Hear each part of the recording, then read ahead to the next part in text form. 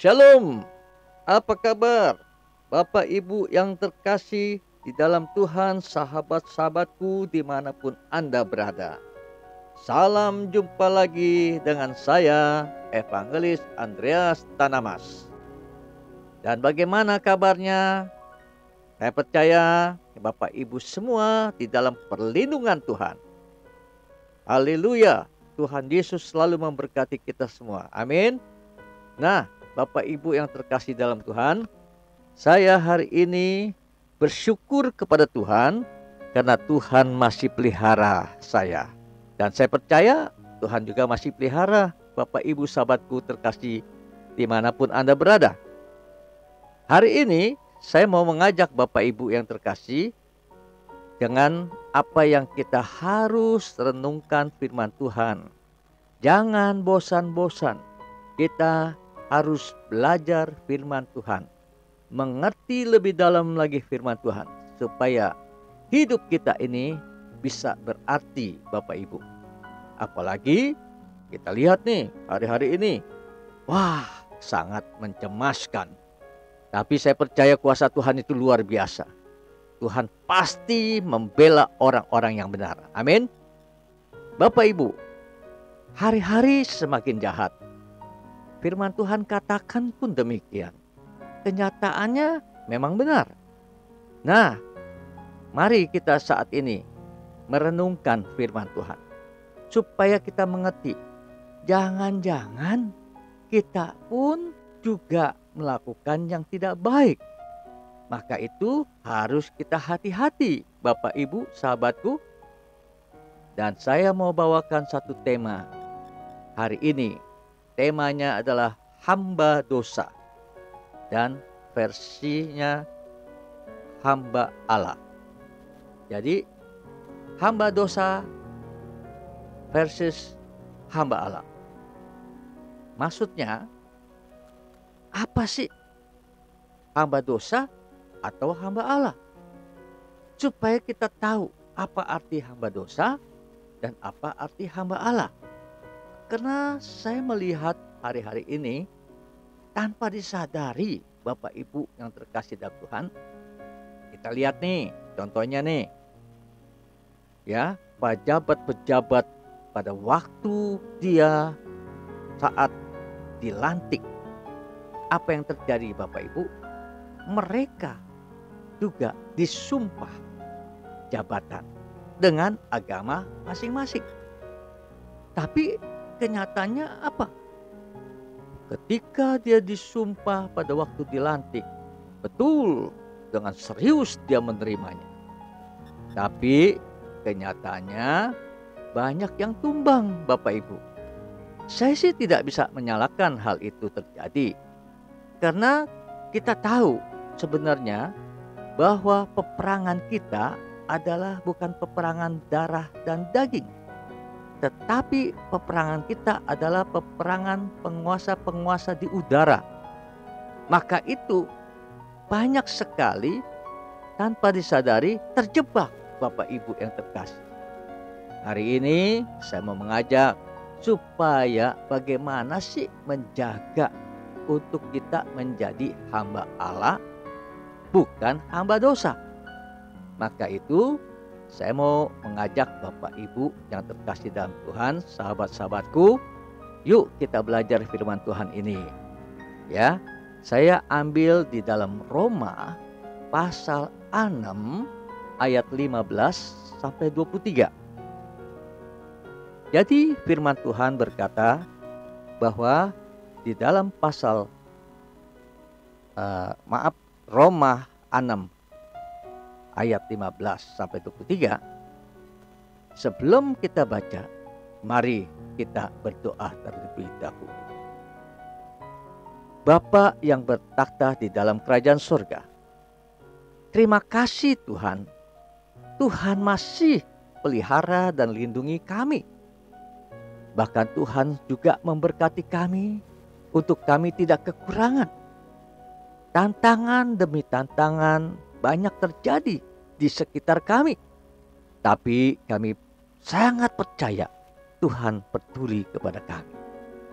Dan Tuhan kami butuh Tuhan pengertian akan firman Tuhan, supaya hari-hari kami tidak terjebak oleh kuasa-kuasa si jahat. Maka itu kami mau belajar firman-Mu Tuhan. Kami rindu firman-Mu. Kami mau Tuhan menerima firman-Mu yang hidup ini. Sebelum Tuhan kami menerima firman-Mu, urapi lidah bibir kami, urapi hati dan pikiran kami, urapi Tuhan supaya kami ini layak untuk memuji, memuliakan dan menyambut firman-Mu ini. Terlebih hamba yang mau menyampaikan firman-Mu yang Kau pakai sebagai alat kemuliaan Tuhan. Maka Tuhan, basuh hamba-Mu dengan darah-Mu Yesus. Sucikan dan kuduskan hamba-Mu supaya hamba juga layak untuk menyampaikan firman Tuhan ini.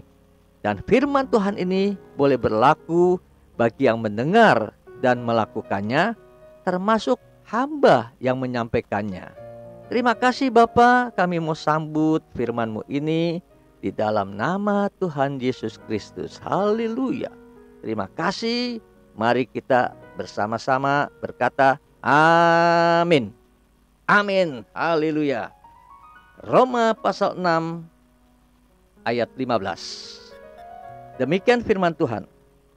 Ada dua macam perhambaan. Jadi bagaimana, apakah kita akan berbuat dosa karena kita tidak berada di bawah hukum Taurat, tetapi di bawah kasih karunia? Sekali-kali tidak. Ayat 16. Apakah kamu tidak tahu bahwa apabila kamu menyerahkan dirimu kepada seorang sebagai hamba untuk mentaatinya, kamu adalah hamba orang itu yang harus kamu taati, baik dalam dosa yang memimpin kamu kepada kematian, maupun dalam ketaatan yang memimpin kamu kepada kebenaran. Tetapi ayat 17-nya, tetapi syukurlah kepada Allah. Dahulu memang kamu hamba dosa, tetapi sekarang kamu dengan segenap hati telah mentaati pengajaran yang telah diteruskan kepadamu. Ayat 18. Kamu telah dimerdekakan dari dosa dan menjadi hamba kebenaran. Ayat 19. Aku mengatakan hal ini secara manusia karena kelemahan kamu. Sebab sama seperti kamu telah menyerahkan anggota-anggota tubuhmu menjadi hamba kecemaran dan kedurhakaan yang membawa kamu kepada kedurhakaan. Demikian hal kamu sekarang harus menyerahkan anggota-anggota tubuhmu menjadi hamba kebenaran yang membawa kamu kepada pengudusan. Ayat 20.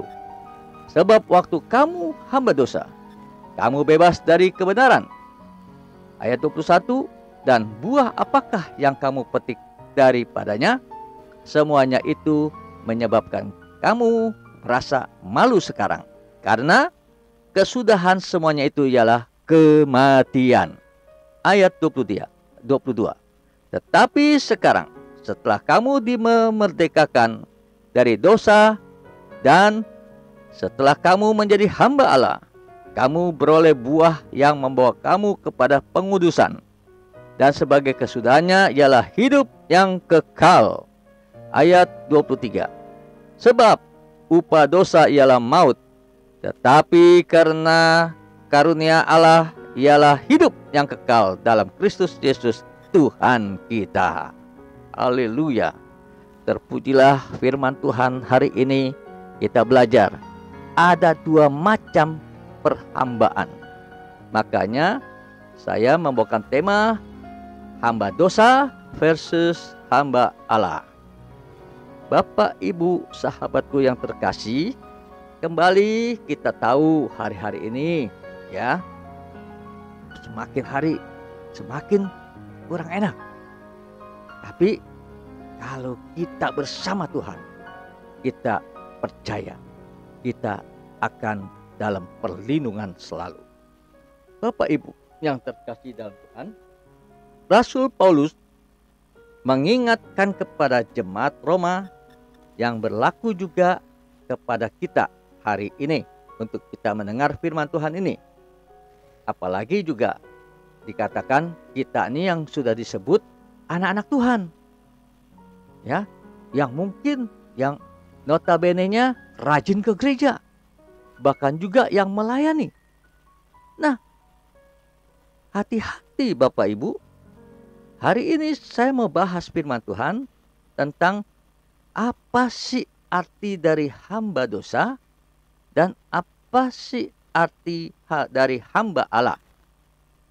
Jadi ada 3 hal saya diingatkan, saya belajar firman Tuhan ini, saya kupas, saya renungkan, ternyata ada 3 hal pesan untuk Rasul Paulus kepada kita. Yang pertama, arti seorang hamba dan siapakah kita? Itu saya bisa ambil dari ayat 15 sampai 16. Terus yang bagian kedua, hamba yang telah dimerdekakan. Itu terambil di dalam ayat 17 sehingga ayat 18. Dan yang ketiga, kelemahan manusia di dalam perhambaan. Nah, Bapak Ibu yang terkasih dalam Tuhan.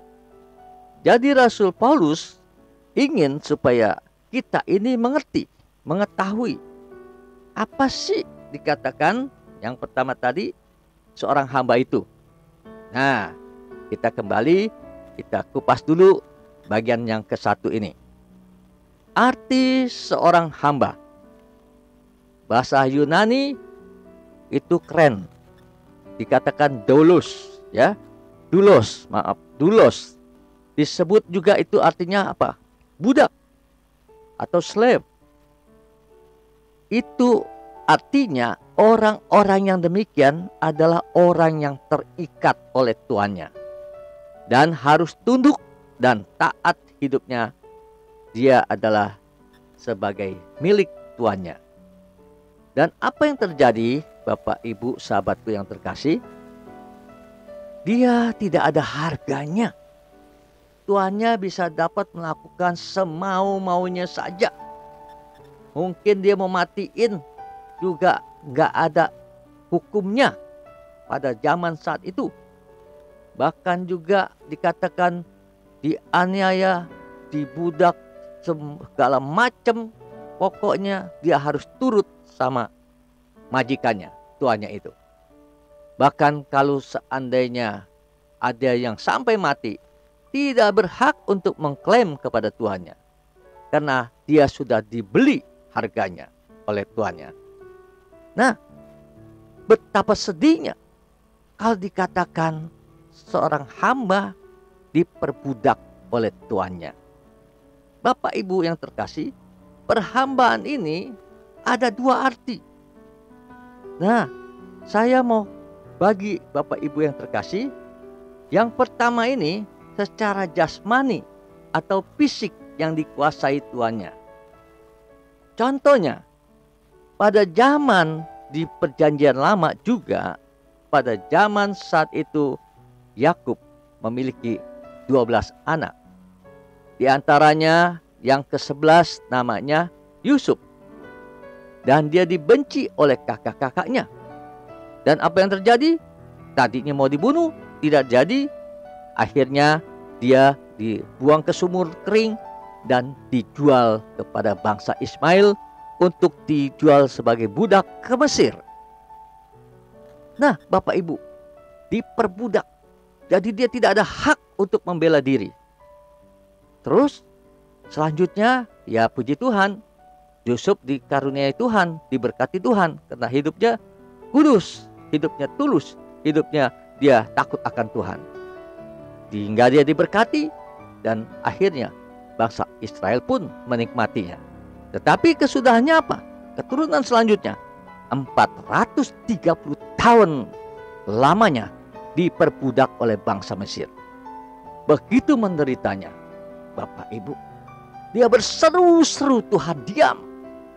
Dia menderita, sangat-sangat menderita. Itu pada saat di dalam Perjanjian Lama. Contoh yang kedua, sebelum Perang Dunia ke-1 terjadi juga perbudakan bagi orang-orang hitam. Diperbudak oleh orang-orang kulit putih. Untung ada seseorang tokoh yang bernama Bapak Abraham Lincoln. Berjuang yang luar biasa. Akhirnya dia dinobatkan jadi presiden pada tahun 1860, deklarasi penghapusan perbudakan di negara Paman Sam itu dilakukan oleh Bapak Abraham Lincoln ini. Tapi kita lihat penderitaan orang-orang hitam. Ngeri bukan? Itu orang-orang yang diperbudak. Dia terikat, tidak bisa berdaya berbuat apa-apa. Demikian juga contoh yang ketiga. Secara jasmani ini, bangsa Indonesia dijajah oleh Belanda 350 tahun.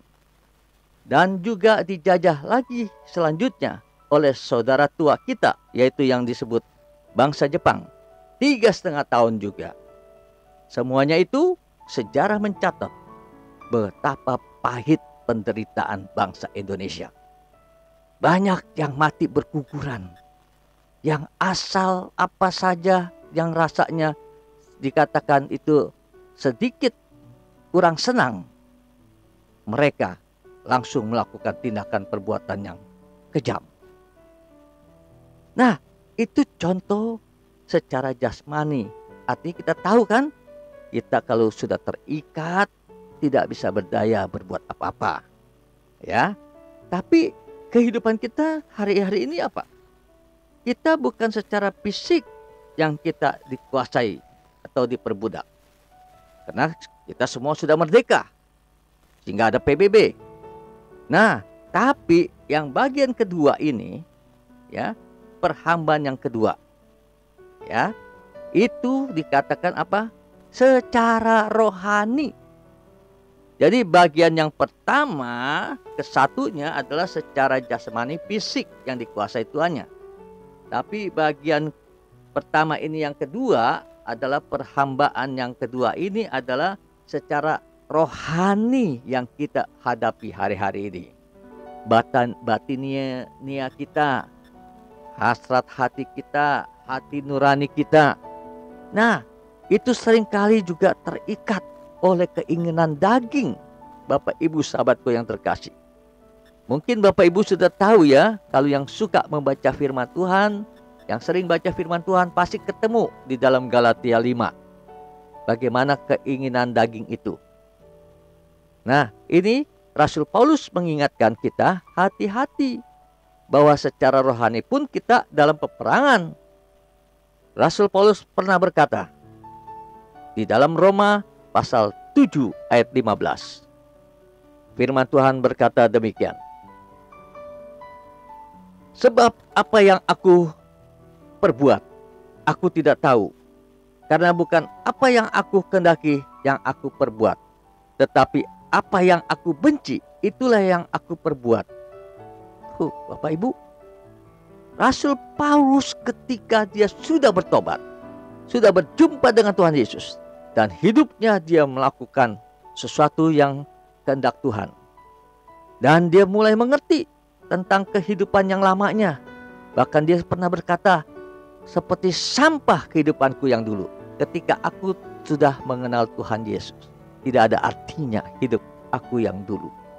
Dan ketika dia sudah diangkat jadi rasul, tapi apa yang terjadi? Pergumulan pribadinya tetap ada.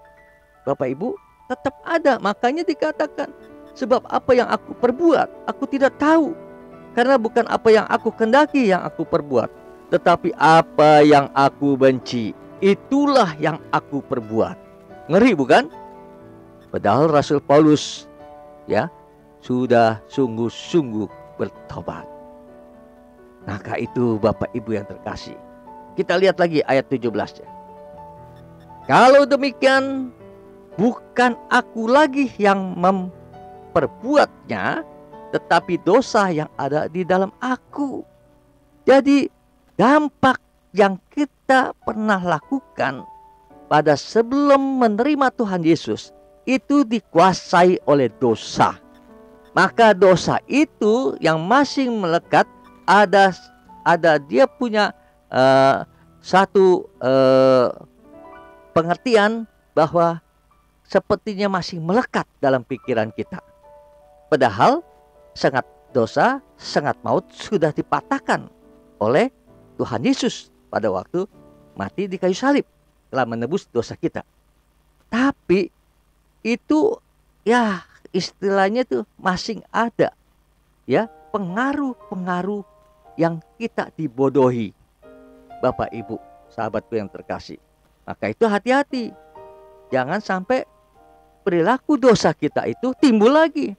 Padahal kita sudah dimerdekakan Bapak Ibu. Maka itu coba selanjutnya apa yang harus kita lakukan? Bukan jaminan kalau kita berkata bahwa aku sudah terima Tuhan Yesus dan rajin ke gereja, bahwa kita juga disebut hamba Tuhan. Tetapi kalau kita melakukan dengan kekuatan kita sendiri, Bapak Ibu yang terkasih dalam Tuhan. Jadi di sini kita tahu sekarang, hamba Tuhan pun masih bisa terjerat dosa. Betul nggak? Ya, baru-baru ini ada hamba Tuhan yang terjerat jatuh dalam dosa. Padahal dia namanya sudah top, sudah terkenal. Tapi tanpa disadari dia terjerat. Dia mencabuli anak didiknya sendiri. Bahkan tidak sedikit ada yang juga dia kena narkoba. Juga banyak hal sehingga ada hamba Tuhan yang top put terkena jatuh ke sombongan. Jadi bukan satu jaminan kalau begitu Bapak Ibu ya. Tapi kita harus berhati-hati. Makanya Tuhan Yesus pun pernah berkata kepada murid-muridnya pada waktu di Taman Getsemani. Yesus pada waktu itu berkumpul ya. Sehingga dia bilang, "Bapak, kalau boleh lalulah cawan ini daripadaku." Di situ dia berdoa sampai 3 kali. Dan dia bilang sama Petrus, "Petrus, berdoa, berjaga-jagalah sama aku 1 jam saja. Karena roh itu penurut, tapi daging itu lemah. Supaya kamu tidak masuk jatuh dalam pencobaan, maka kamu harus banyak berdoa." Maka itu Bapak Ibu yang dikasih, ternyata roh kita ini penurut dan daging kita lemah. Kalau kita diajak kebenaran, kita bisa ikut dalam kebenaran. Tapi kalau ada yang ajak sesuatu yang jahat, kita mudah gampang ikut kepada yang jahat. Karena tubuh kita ini mau yang enak, mau yang pokoknya yang ya sesuatu yang dikatakan nyaman, pokoknya nikmat, tapi ujung-ujungnya maut. Bapak Ibu sahabat. Maka itu Tuhan Yesus katakan, ya, roh penurut, daging lemah. Berdoalah 1 jam saja setiap hari, supaya kita dijauhkan dari berbagai-bagai pencobaan. Memang dahulu kamu adalah kegelapan. Rasul Paulus pernah ungkapkan ini di jemaat Efesus. Dikatakan Efesus pasal 5 ayat 8, "Memang dahulu kamu adalah kegelapan, tetapi sekarang kamu adalah terang di dalam Tuhan." Oleh karena apa kita disebut anak-anak terang? Nah, kita harus tahu Bapak Ibu, dulu nih kita adalah kegelapan. Artinya suka gampang berbuat dosa. Tetapi ketika kita terima Tuhan Yesus, oleh kasih karunia Tuhan Yesus datang ke dunia ini, sehingga kita boleh diselamatkan. Dan Bapak Ibu yang terkasih, kan tahu kan itu ayatnya apa tuh? Karena kasih karunia Allah itu dalam Yohanes pasal 3 ayat 16. Karena begitu besar kasih Allah akan dunia ini, sehingga dikaruniakan anak yang tunggal, supaya barang siapa yang percaya tidak binasa, melainkan peroleh hidup yang kekal. Ingat baik-baik, yang percaya. Nah, kalau percayanya tanggung-tanggung, nah hati-hati Bapak Ibu. Maka itu kita harus bangga karena Tuhan sudah membuktikan dia mati di kayu salib oleh kasih karunia-Nya itu untuk menyelamatkan orang-orang yang berdosa. Bapak Ibu yang terkasih sahabatku, di bawah kasih karunialah kehidupan kita hari-hari ini. Amin. Nah, ketika itu kita tahu perjuangan, pengorbanan Tuhan Yesus tidak akan sia-sia kalau kita masuk dalam kerajaan surga. Maka itu masih hidup di dunia ini kita masih banyak pergumulan. Jangan kita anggap kita sudah terima Tuhan Yesus, udah kita tidak berhati-hati. Awas Bapak Ibu, bisa-bisa kita tahu-tahunya ketinggalan. Ya, sekarang kita kembali ke Roma 6 ayat 16. Apakah kamu tidak tahu bahwa apabila kamu menyerahkan dirimu kepada seseorang sebagai hamba yang harus kamu taati? Tuh, jadi ayat 16 katakan, mau jadi hamba dosa atau mau jadi hamba kebenaran, tapi intinya adalah dia harus punya ketaatan. Dia harus punya kepatuhan. Ya, di hamba dosa aja dituntut harus taat dan tunduk juga. Ya, tetapi ujung-ujungnya ya pasti maut. Nah, tapi kalau jadi hamba kebenaran dipimpin juga oleh hamba yang dikatakan Tuhan Yesus Kristus adalah kita punya Tuhan, itu adalah kebenaran. Ujung-ujungnya kita dibawa kehidupan kekal. Kalau dosa diajarin yang salah, sudah kita lakukan, sepertinya dijorokin Bapak Ibu, sehingga dampak akibatnya harus kita yang tanggung juga. Kalau kita masuk kepada kehidupan kebenaran, itu kita menjadi hamba Allah, itu luar biasa, dipimpin oleh Tuhan untuk kita masuk dalam jalan kebenaran. Dan memang kita harus taat, harus tunduk juga. Nah, tapi kita akan memperoleh hidup yang kekal.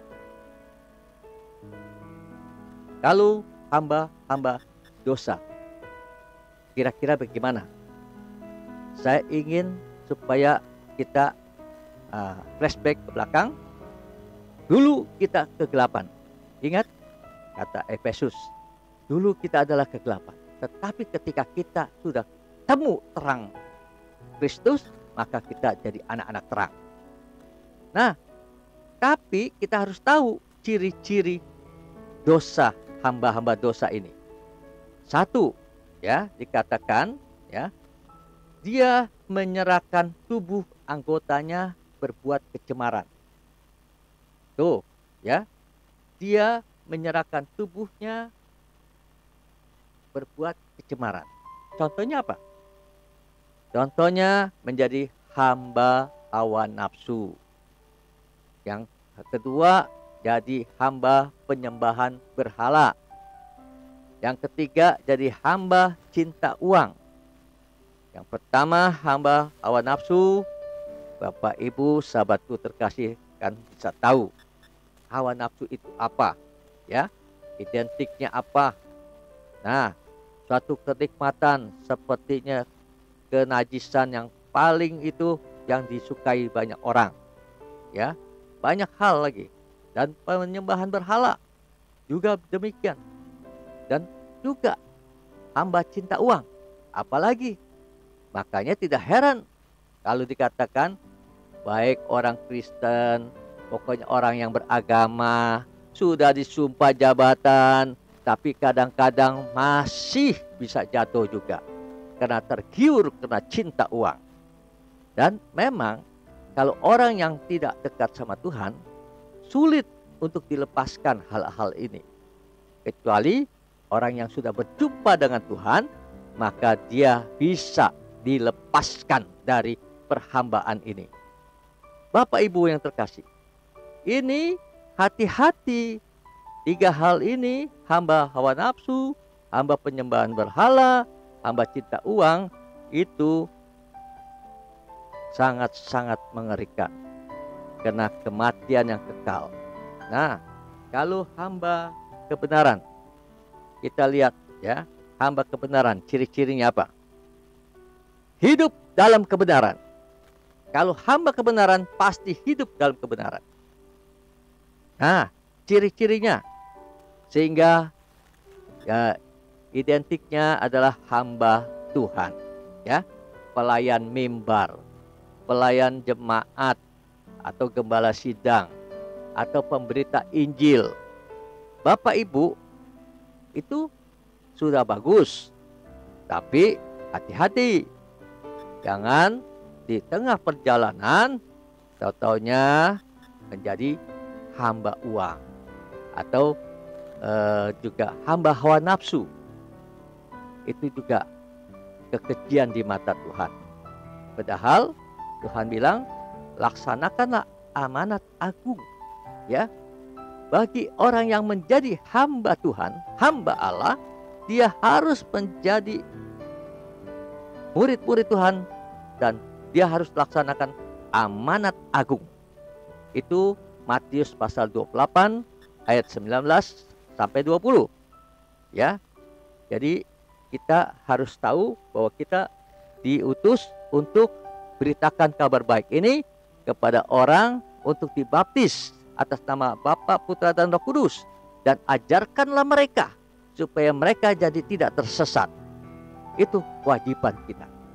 Karena itu pergilah, jadikanlah semua bangsa muridku, dan baptislah mereka dalam nama Bapa dan Anak dan Roh Kudus, dan ajarlah mereka melakukan segala sesuatu yang telah kuperintahkan kepadamu. Itu tugas kita, hamba-hamba Allah. Nah, ini bagian satu yang kita sudah kupas barusan, ya. Jadi hamba, jadi ada dua hal di situ. Hamba yang dengan secara fisik, yang kita dijajah, ya, diperbudak, dan hamba yang kedua juga pergumulan kerohanian kita, ya, hati nurani kita. Nah, kita punya batinia. Nah, sekarang bagian kedua. Bagian kedua, hamba yang telah dimerdekakan. Yang kita ambil di dalam ayat 17 sampai 18. Ya. Rasul Paulus mengingatkan kita bahwa kita yang sudah terima Tuhan Yesus sebagai juru selamat otomatis menjadi hamba Allah atau anak-anak Allah yang harus tunduk dan taat kepada Tuhannya juga. Ya. Tuhannya itu adalah Tuhan kita. Nah, di situ ayat 17 katakan apa? Tetapi syukurlah kepada Tuhan. Dahulu memang kamu hamba dosa, tetapi sekarang kamu dengan segenap hati telah mentaati pengajaran yang telah diteruskan kepadamu. Pengajaran itu artinya apa? Pengajaran yang kita dapat sebagai orang percaya adalah firman Tuhan. Betul nggak? Firman Tuhan. Nah, yaitu roh kebenaran. Ayat 18-nya, kamu telah dimerdekakan dari dosa dan menjadi hamba kebenaran. Tuh, ingat, kita sudah melakukan dengan segenap hati, kita percaya pada Tuhan, dan juga kita dengan segenap hati, kita mentaati firman Tuhan. Bapak Ibu yang terkasih, saya mau tanya, ya, apakah betul-betul sudah dengan segenap hati percaya Tuhan dan mentaati firman Tuhan? Itu menjadi pertanyaan buat kita, ya. Yohanes pasal 8 ayat 31 sampai 32, itu firman Tuhan berkata apa? Maka katanya, yaitu Tuhan Yesus, kepada orang-orang Yahudi yang percaya kepadanya, jika kamu tetap dalam firman-Ku, kamu benar-benar adalah murid-Ku. Ayat 32-nya, dan kamu akan mengetahui kebenaran, dan kebenaran itu akan memerdekakan kamu. Di situ kita bisa tahu bahwa kita telah dimerdekakan. Ya, ketika kebenaran itu datang, ketika kita mengerti tentang pengajaran firman Tuhan dan kita terima kebenaran firman Tuhan itu, maka kebenaran itu memerdekakan kita. Sekarang saya mau tanya lagi. Tolong jawab dengan jujur. Siapa yang suka baca firman Tuhan hari-hari ini setiap hari? Ayo, jujur, angkat tangan. Kalau yang belum, bertobat ya. Siapa yang suka mengerti, siapa yang sudah mengerti firman Tuhan? Nah, ini jangan kita hafal saja, kita baca saja bolak-balik, tapi nggak mengerti. Itu juga salah. Kita harus mengerti apa maksud dari firman Tuhan ini. Supaya apa? Menjadi rema. Disitulah kita bisa tahu jalan kita kemana. Ya. Terus yang ketiga pertanyaan saya, siapa yang selalu melakukan firman Tuhan? Nah, jujur ya jawab ya. Jangan-jangan kalau ada tersinggung masih marah. Lu jual gue beli nih. Wah, bisa-bisa ngomongnya juga kebun binatang. Nah, itu kan sama juga bohong. Orang yang mengerti firman Tuhan, dia tidak akan berkata-kata yang jahat. Maka itu pastinya jawablah sendiri. Ya, jujur supaya diberkati Tuhan. Kalau belum, ayo kita mulai baca firman Tuhan. Ayo kita minta pengertian, biarlah Roh Kudus yang memimpin. Ya, terus kalau sudah kita mengerti, kita harus menjadi pelaku firman Tuhan. Pastinya menjadi jawaban siapakah kita ini.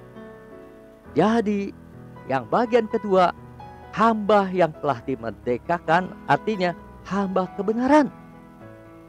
Jadi kita itu bukan asal hamba yang sudah percaya Tuhan saja, ya, tapi hamba yang melakukan kebenaran, hamba yang tahu akan kebenaran, maka hidupnya ciri-cirinya di dalam kebenaran. Ya, konteksnya di dalam ayat 16, Roma 6 ayat 18 konteksnya. Ya, kita Roma 6 ayat 18. Nah, Bapak Ibu, jadi kalau begitu kita bisa mengerti sekarang, sudah mulai mengerti siapakah ini, ya. Pertama tadi ketika kita dikatakan hamba secara fisik budak, tapi sudah tidak lagi, ya. Bahkan kita sudah terima Tuhan Yesus, disebut ya hamba Allah, ya. Nah, selanjutnya ditekankan lagi bagian kedua bahwa kita hamba yang sudah dimerdekakan. Yang pertama, hamba Allah itu yang kita terima Tuhan Yesus. Kita sudah dimiliki oleh majikan yang baru. Nah, setelah itu ditekankan lagi Rasul Paulus katakan, bukan sampai di situ saja. Karena kamu taat, kamu percaya dengan segenap hati, dan kamu belajar firman Tuhan, menerima pengertian, pengajaran firman Tuhan, maka kamu sudah mulai tahu kebenaran. Dan kebenaran itulah yang memerdekakan kamu. Maka itu, Bapak Ibu sahabatku yang terkasih, kita sudah mulai menjurus hamba kebenaran. Jadi, hamba Tuhan ada saja yang dikatakan yang masih jatuh dalam dosa. Tapi kalau sudah meningkat menjadi hamba kebenaran, inilah yang Tuhan inginkan. Karena kalau orang yang sudah mengerti kebenaran, dia tidak mau melakukan kesalahan. Nah, selanjutnya, sekarang bagian ketiga. Bagian ketiga. Bagian ketiga ini dikatakan apa? Di dalam Roma 6 ayat 19 sampai 23. Kelemahan manusia di dalam perhambaan.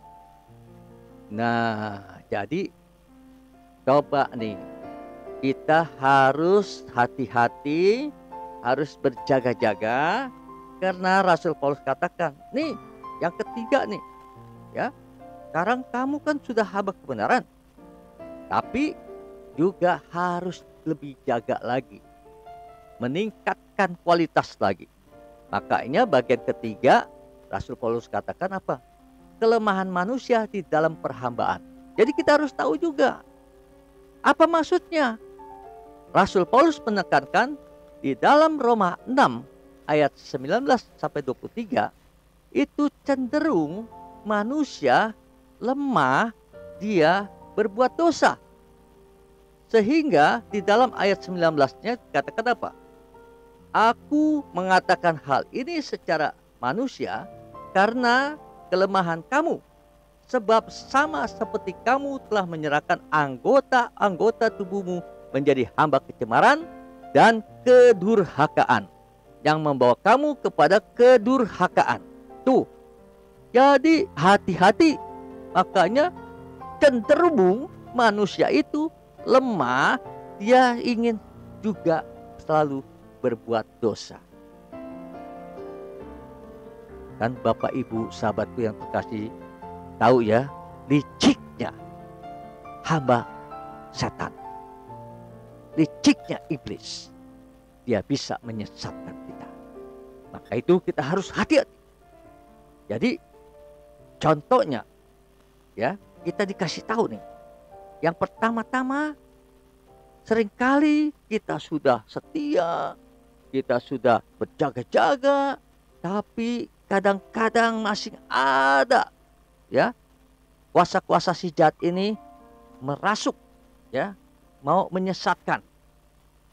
Jadi diajaklah seringkali ya, digoda manusia ini, apalagi hamba Tuhan ini, melakukan kecemaran, keinginan daging, hawa nafsu, ya, perzinahan, perselingkuhan, korupsi, pembunuhan, merusak tubuh dengan narkoba dan lain-lain. Itu kecemaran. Ya. Perzinahan sama istri orang atau suami orang. Pencemaran. Hati-hati. Terus yang kedua apa? Yang kedua, kecemaran ini ya, kelemahan manusia ini, selain kecemaran yang dilakukan, yang pertama tadi, dan yang kedua ini dia melakukan apa? Kedurhakaan. Kedurhakaan ini kepada siapa? Terhadap Tuhan. Dia menyembah berhala. Dia masih suka bertanya-tanya. Dia masih juga ada anak-anak Tuhan ini ya, suka ke dukun. Dia ke paranormal. Tanya nasibnya bagaimana, atau cari keberuntungan. Kok aku ini sekarang susah terus, mau ingin kaya. Nah, kadangkala mereka itu penyembahan berhala. Sehingga dia diam-diam pegang jimat atau patung-patung. Dan itu kekejian di mata Tuhan. Bapak Ibu sahabatku yang terkasih, sekarang saya mau kasih sedikit informasi bahwa Keluaran pasal 34 ayat 6-7 itu kesalahan bapak-bapak akan apa yang dilakukan terhadap Tuhan. Kesalahannya itu akan dituntut oleh Tuhan 3-4 keturunan. Coba bayangkan Bapak Ibu, 3-4 keturunan kesalahan seorang bapak. Apa yang dilakukan hidupnya, anak cucunya, cicitnya, buyutnya menanggung kesalahan orang tua kakeknya ini. Waduh, tidak adil rasanya, betul kan? Mereka yang tidak tahu apa-apa, tapi salah satu si bapak ini dasarnya dia hanya kepengen, hawa nafsunya, keinginannya, hingga dia melakukan penyembahan berhala untuk mengejar sesuatu. Waduh, mengerikan sekali. Maka itu, kalau kita sudah tahu, mari kita jauhkan hal itu. Jangan sampai kekejian di mata Tuhan hidup kita ini. Terus, apa yang lagi kelemahan manusia ini? Kelemahan manusia yang ketiga, nah ini nih, belum lama nih, baru-baru saya melihat di viral. Melakukan tidak hormat pada orang tua. Bapak, Ibu, sahabatku yang terkasih dalam Tuhan, jangan sekali-kali kita berdosa tidak hormat kepada orang tua. Ya, sebab apa? Kita akan mengalami penderitaan-penderitaan di dunia ini. Karena ada ayatnya Bapak Ibu. Yuk kita lihat yuk dalam Amsal 20 ayat 20. Ya. Dikatakan apa? Firman Tuhan katakan, siapa mengutuki ayah atau ibunya, pelitanya akan padam pada waktu gelap. Jadi pada saat masalah datang, itu tidak ada pertolongan Bapak Ibu. Maka itu tidak heran banyak orang yang akhirnya binasa. Kemarin ini saya baru lihat di viral, seorang bapak didatengin sama anaknya itu nikah sama seorang pria. Ya kelihatannya sih orang tuanya nggak setuju. Dan dia ini sempat lari dari orang tuanya. Tiba-tiba datang marah-marah, maki-maki bapak ibunya dan tuntut, mengancam bapaknya ini untuk minta warisan 500 juta. Wow, sehingga ada sedikit pertengkaran, bapaknya akhirnya juga marah.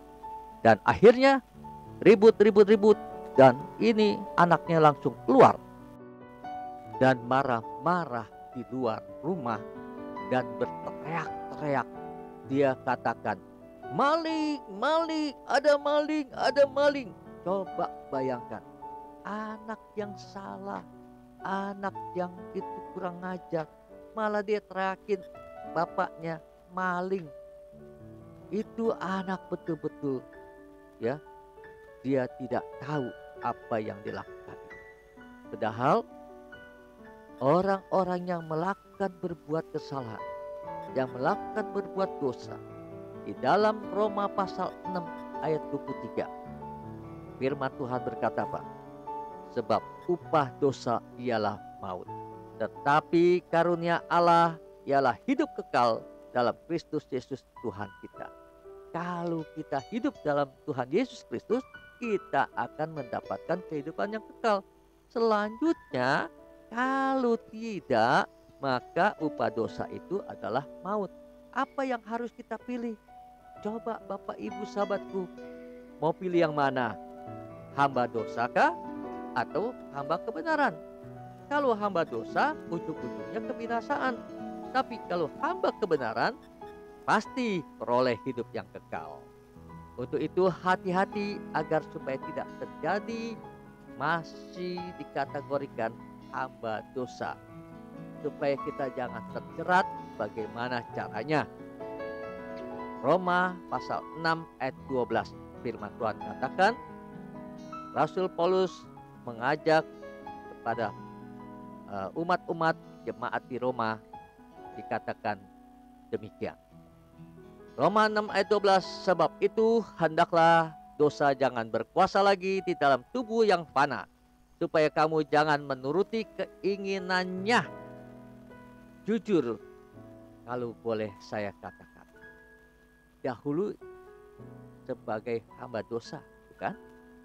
Karena belum mengerti kebenaran. Ketika kita ketemu firman Tuhan, memberikan pengertian, ada Kristus yang sebagai juru selamat, dan kita menerimanya, maka kita yang tadinya hamba dosa dalam kegelapan ketemu terang, maka kita menjadi hamba kebenaran, anak-anak terang. Tetapi selalu akhirnya kita tahu, seringkali banyak masalah yang masih ada, yang ingin merusak hidup kita atau ingin menghancurkan kehidupan kita. Maka itu, supaya kita jangan sia-sia hidup kita, pada saat kita sudah terima Tuhan Yesus, ingat, keinginan daging ini suka menyeret kita, ya. Kuasa-kuasa si daging ini ingin masih manipulasi kita supaya kita terjerat, supaya kita masih melakukan. Maka itu, coba yuk kita harus tahu apa sih yang dikatakan yang menjerat keinginan daging kita ini, ya. Seringkali kesatu, hawa nafsu, identiknya kenajisan, perzinahan, perselingkuhan, dan lain-lain, ya. Kedua, egois, iri hati, ya. Timbulnya serakah, itu pun membahayakan hidup kita. Yang ketiga, sombong, angkuh. Oh, orang yang sombong Tuhan rendahkan. Ingat, ada firman Tuhannya. Terus yang keempat, jangan suka marah-marah, Bapak Ibu sahabatku. Nanti kita jadi malu kalau marahnya benar, kalau enggak bagaimana? Nah, saya ada cucu yang lucu luar biasa. Ketika mamanya marah, dia bernyanyi, Bapak Ibu sahabatku. Dia bilang apa? Ayo mama, jangan marah-marah beta. Langsung mamanya lagi marah langsung jadi ketawa. Ya, kan lucu. Anak atau cucu kita bisa berkata kepada kita, ayo mama atau ayo papa, jangan marah-marah beta. Nah, kan lucu kalau sampai digitukan sama anak dan cucu. Maka itu jangan suka marah-marah ya. Dan yang kelima, jangan kebencian dipelihara. Ingat, ada hukumnya. Orang yang benci, dia adalah pembunuh manusia. Itu Tuhan tidak berkenan. Dan yang keenam, jangan mudah tersinggung. Kalau kita gampang tersinggung, maka seringkali kita akhirnya bukan jadi damai, malah jadi runyam. Yang ketujuh, jangan kurang ajar kepada orang tua. Supaya apa? Supaya umurmu menjadi panjang dan diberkati oleh Tuhan. Ya. Yang kedelapan, jangan penyembahan berhala. Ya, kekejian tadi di mata Tuhan. 3-4 keturunan hukumannya. Yang kesembilan, jangan suka bersungut-sungut. Ingat, bangsa Israel bersungut-sungut, Tuhan bikin putar sampai 40 tahun. Dan juga orang yang bersungut-sungut tidak masuk ke tanah perjanjian. Nah, ke-10, jangan suka fitnah orang. Fitnah adalah lebih kejam dari pembunuhan. Kesimpulannya, bagian ke-1, jadilah hamba kebenaran. Bagian kedua, jadilah hamba yang telah dimerdekakan. Bagian ketiga, jadilah hamba yang menjadi pelaku firman Tuhan. Bapak Ibu yang terkasih dalam Tuhan, inilah firman Tuhan hari ini. Supaya kita sungguh-sungguh meresapi firman Tuhan ini menjadi berkat buat kita. Intinya bahwa kita adalah hamba Allah, hamba Tuhan, hamba kebenaran, hamba yang sudah dimerdekakan, hamba yang menjadi pelaku firman Tuhan. Terpujilah nama Tuhan Yesus Kristus. Penutup ada ayat yang untuk supaya kita perhatikan baik-baik. Ayat yang terakhir ini adalah Galatia pasal 5 ayat 13. Saudara-saudara, memang kamu telah dipanggil untuk merdeka, tetapi janganlah kamu mempergunakan kemerdekaan itu sebagai kesempatan untuk kehidupan dalam dosa. Melainkan layanilah seorang akan yang lain oleh kasih. Dan kasih adalah sempurna adanya. Oleh kasih maka ada damai sejahtera. Terpujilah Bapak Ibu yang terkasih dalam Tuhan. Mari renungkan firman Tuhan ini. Sekarang kita tahu bahwa kita bukan hamba dosa, tapi hamba yang kebenaran. Terpujilah nama Tuhan. Haleluya. Sampai jumpa lagi di lain kesempatan. Sebelumnya saya ingin berdoa. Bapa, terima kasih firman-Mu sudah berhenti berbicara ini. Dan hamba percaya firman-Mu ini menjadi berkat buat kami yang mendengar, bahkan yang mau melakukan. Karena kami tahu kami bukan lagi hamba dosa, tapi kami adalah hamba Tuhan, hamba kebenaran. Dan kami juga hamba yang sudah dimerdekakan. Terima kasih Tuhan, berkatilah Tuhan setiap yang mendengar saat ini dimanapun mereka berada, dalam pergumulan-pergumulannya, menghadapi tantangan rintangan ataupun godaan-godaan, kami hancurkan di dalam nama Yesus. Tuhan berkati suatu kebenaran, Tuhan berkati Tuhan berlimpah-limpah di mana anak-anak-Mu berada, sehingga ada kemampuan Tuhan Yesus yang mereka saat ini tidak ada pekerjaan, Tuhan buka pekerjaan buat mereka. Bahkan juga yang sakit Tuhan sembuhkan di dalam nama Yesus. Darah Yesus bilur-bilur, Tuhan Yesus menyembuhkan apapun sakit penyakitnya.